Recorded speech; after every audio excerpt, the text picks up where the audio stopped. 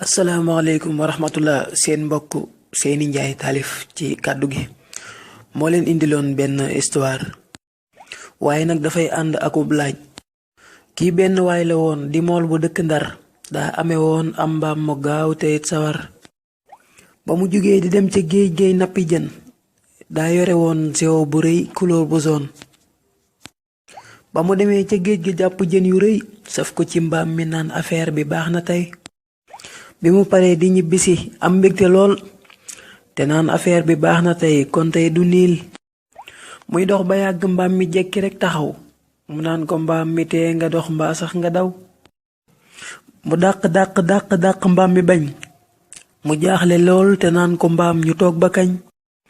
waa jaa ngi mer te moo ngi moytu stress mu jaaxle lool di gëdd mbaam mi di ko xas. mu naan ko dooma stressé nig ma rekk ma génne saa rajo bi taal ko déglu rekk. mu taal misik di déglu tey fecc ka tëb muy fecc rekk far mbaam mi jékki-jékki tëb di daw di wéy mu naan ko dooma raw ñu ànd daw di wéy. mu jiitu mbaam mi rekk te naan ko mbaam mi lee bëgg misik de mooy li gën file. jën yaa ngi tuuru waa ji moom yëgul dara muy daw di wéy te naan misik de mooy dara.